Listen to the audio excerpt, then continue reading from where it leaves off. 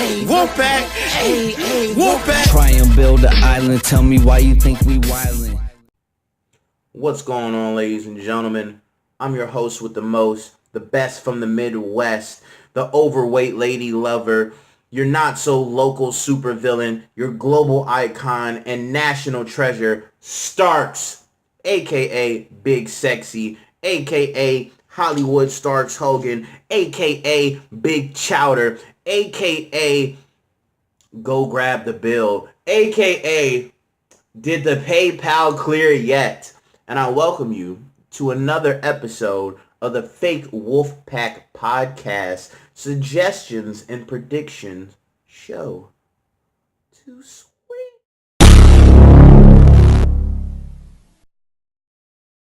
Oh, there's a lot of moving pieces for the Red brand. Right now, I think in this upcoming week's episode of Raw, I think we're going to get another flop match for Sasha and Bayley. We're probably going to end up getting another aimless effort from Dean Ambrose. Although I like what happened with him and EC3.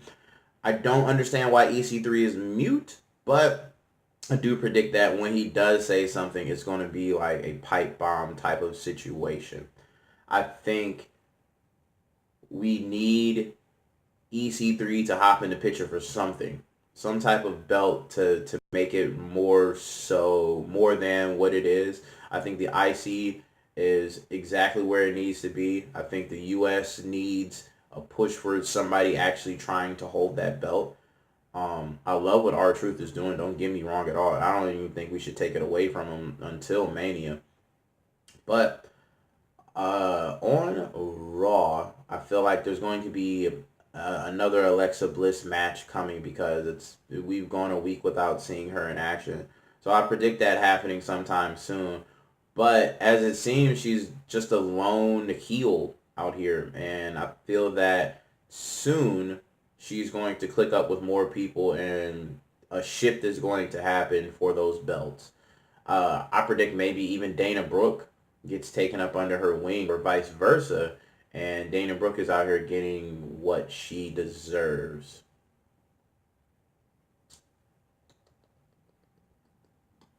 I'm still going with my prediction of Lashley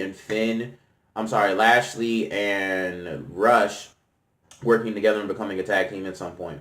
I know we're not going to get this Finn versus Lashley match. We're probably going to get that for Elimination Chamber, possibly on the kickoff show. That's my prediction for that. Or they're going to hold it out and they're going to make you wait until Fastlane, which I don't see being the best idea. Yeah, I can see that happening. Or they're going to keep drawing it out for, I don't know how they're doing it, but boy, they are.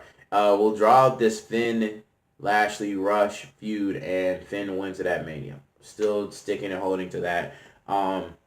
My dark horse prediction for the tag team belts on the Raw side is the Riot Squad. I think we're going to get a traditional NXT belt switch where the champion holds it for like a day or something like that, and something happens and the title switches again. So what happened with the NXT men's tag belts with Mustache Mountain, Adam Cole and Ricochet,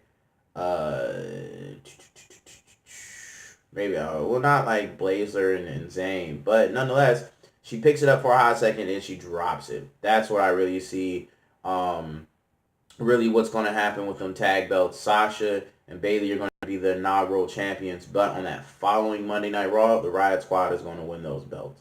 And they're going to do a great job holding them and being everything that we would want out of tag team champions. If they don't do that, I feel like that takes away from those belts and it gives Sasha and Bayley something to work for. You know, I know that they have being the first champions as something else. That's the real push for it. But this right here, to take it away from them, it gives us a work for the next pay-per-views to come, something prestigious to go at it. And frankly, I still feel that there needs to be a wild card entrant from the Elimination Chamber, a tag team from NXT or the UK division. That's my suggestion. I predict that Brock Lesnar isn't going to show up on Raw for, I don't know, at least 2 more weeks. We're 2 weeks away from Elimination Chamber, so the week after, the Monday after Elimination Chamber, we'll probably see Brock Lesnar.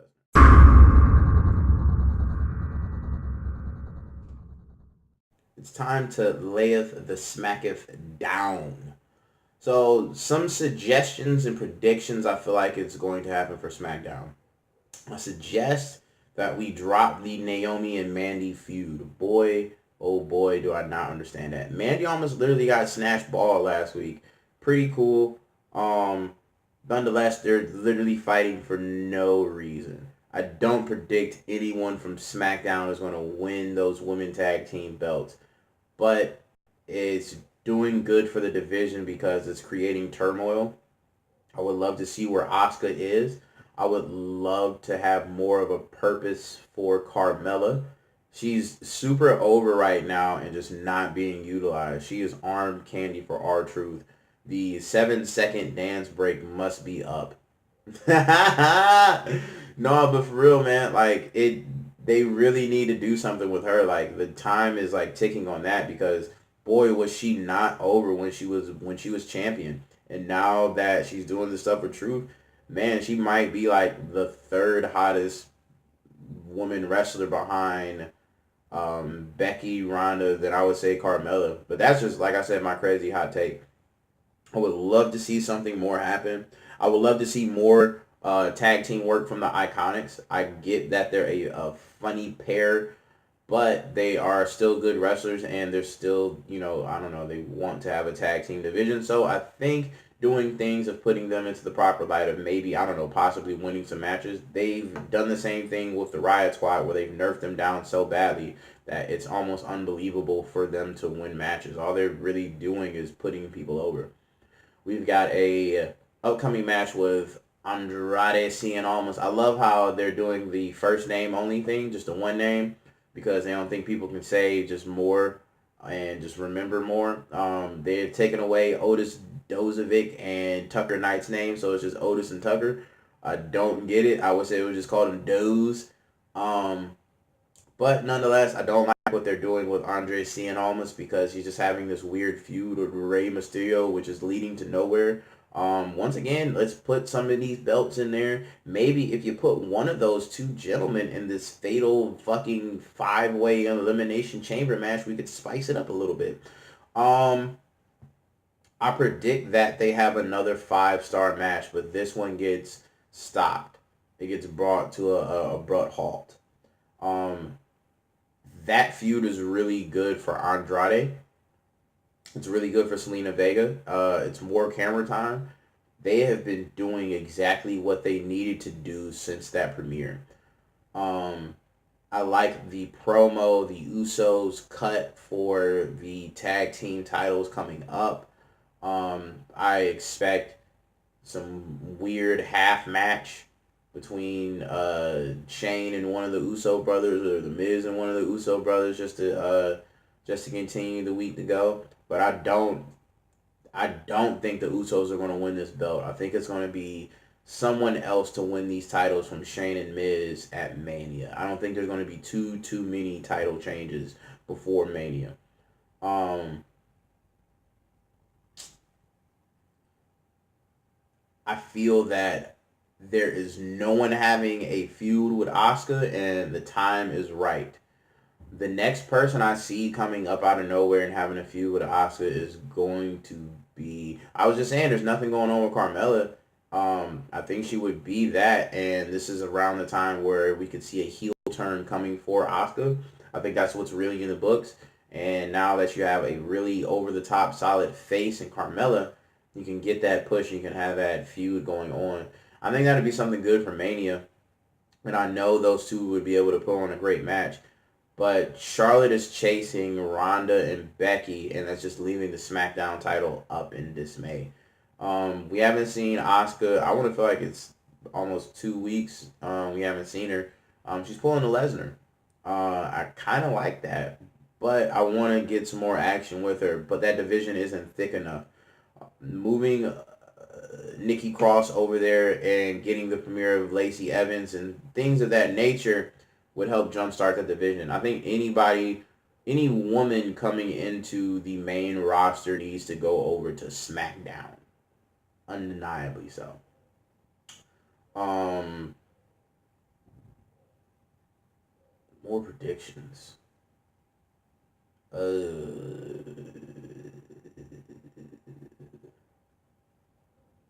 Nah, man. I don't know, man. I don't. It's kind of on the slow side because we get the push of Miz and Shane, and everything is just setting up for this pay per view coming up. But like I said, I don't feel like there's gonna be too many title changes.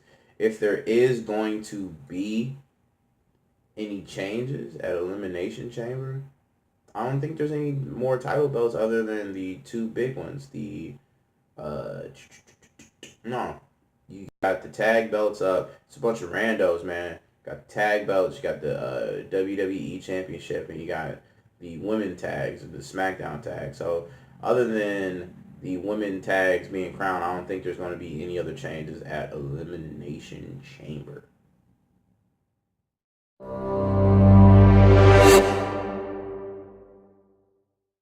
Let's talk the black and gold brand.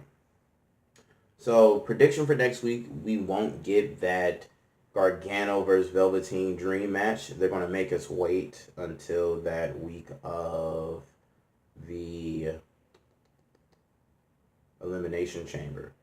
So not this week coming up, but next Wednesday. Not this Wednesday coming up, but next Wednesday. That's when we'll get that drop.